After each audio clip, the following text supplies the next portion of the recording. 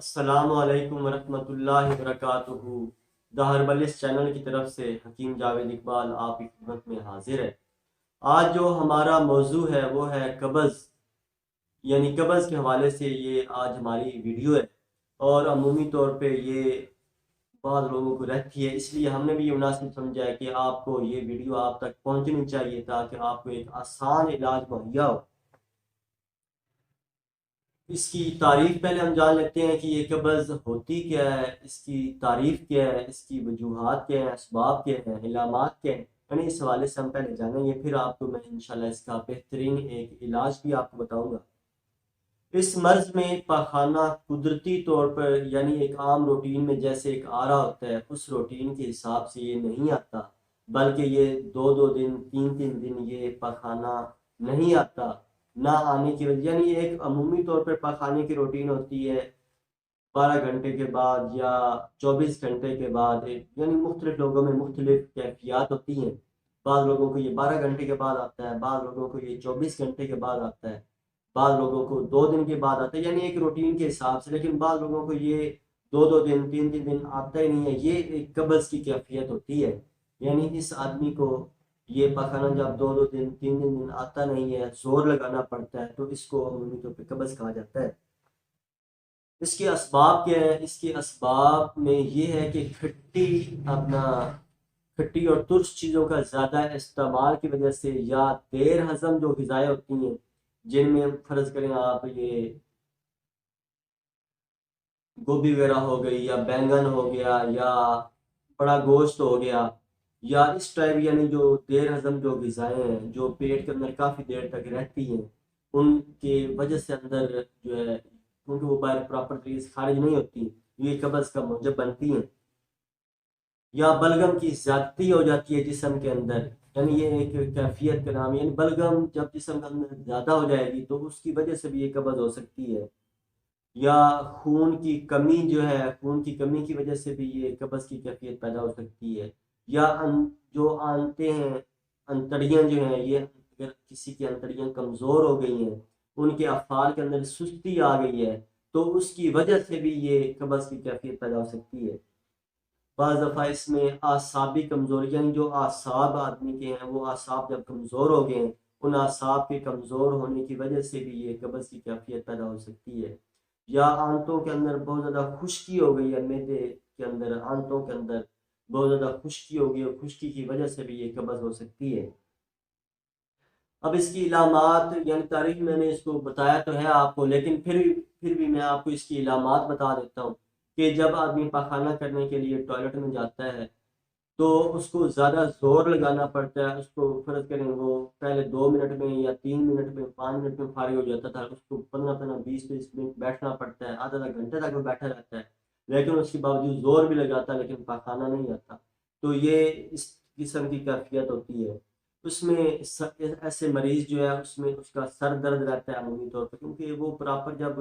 پاخانہ خارج ہی نہیں ہو رہا، وہ اندر گل سڑ رہا ہے، اس گلنے سڑنے کی وجہ سے وہ جو اس کے بخارات جو ہیں یا اس کی جو گیس جو ہے وہ دماغ کے اوپر چڑھ رہی ہے معدے کے راستے سے، تو لازمی بات ہے اس کا سر درد اس کو یہ مسلسل رہے گا، اور یعنی یہ اس کو یہ ایک علامت ہے اس کیفیت، یعنی اس کو قبض کو ام الامراض اس لیے کہا گیا ہے کہ اس کے ساتھ کئی اور امراض جو ہیں وہ جنم لیتے ہیں۔ اور اس طرح چہرے کی رنگت جو ہے یا جسم کی رنگت وہ ایسا ایسا زرد ہونا شروع ہو جاتی ہے۔ اور میں نے آپ کو یہ شروع میں پہلے بلکہ بتایا بھی ہے، یہ قبض 2 قسم کی ہوتی ہے، ایک ہوتی ہے عارضی، ایک ہوتی ہے دائمی۔ یعنی عارضی تو یہ وہ کوئی نہ کوئی ایسی غذا کھائی، یعنی اس کی وجہ سے وہ قبض ہو گئی، لیکن 2-3 دن کے بعد وہ ٹھیک ہو گیا، اس کو پخانا اپنی روٹین میں آنا شروع ہو گیا، تو یہ ایک ہوتی ہے عارضی قبض۔ ایک ہوتی ہے دائمی قبض، یعنی یہ ایک دائمی ایسے مریض ہوتے ہیں کہ جن کو 2-2 دن 3 دن پاخانہ نہیں آتا، زور لگانا پڑتا ہے یا کوئی میڈیسن ایسی استعمال کرنی پڑتی ہے۔ خاص طور پہ یہ جو مرض جو ہے یہ ہمارے جو بوڑھے جو ہیں، یعنی جو 50 سے ابو ہو جاتے ہیں، یہ عمومی طور پر یہ ان کے اندر جو افعال یعنی جو اعضاء جب سستی کا شکار ہوتے ہیں تو اس میں یہ قبض کا بھی شکار ہو جاتے ہیں۔ تو آج میں آپ کو اس کا جو علاج بتانے لگا ہوں وہ انتہائی مفید ہے اور سستا بھی ہے اور بہت زیادہ فائدہ مند ہے۔ تو اگر یہ آپ اس کا استعمال کرتے ہیں تو آپ کو معدے کو بھی طاقت ملے گی، آپ کی آنتوں کے اندر جو مسائل ہیں وہ بھی انشاءاللہ ٹھیک ہو جائیں گے، اور اس سے آپ کا جو اگر کسی کو سر کا درد رہتا ہے یعنی اس قبض کی وجہ سے، تو وہ بھی انشاءاللہ اس میں آپ کو ریلیف ملے گا، آپ کا وہ درد جاتا رہے گا۔ تو اس کا علاج انتہائی سستا بھی ہے اور مفید بھی ہے۔ اس میں آپ نے لینا کیا ہے کہ اس میں ہریڑ کا یعنی ہلیلا زرد، اس کا آپ نے چھلکا لینا ہے۔ یہ ہریڑ جو ہے یہ بہت زیادہ فائدہ مند چیز ہے، خاص طور پر معدے کے لیے، آنتوں کے لیے، نظر کے لیے، عمومی طور پہ یہ جو جتنی عطری فعالات ہیں، یعنی عطری پھل کا نام آپ نے سنا ہوگا، جیسے جوارش ایک معجون کا نام ہے، اس طرح خمیرہ بھی ایک قسم کی معجون ہی ہوتی ہے، اس طرح عطری پھل جو ہے یہ بھی ایک معجون کا نام ہے، اور اس میں یہ مین جز ہے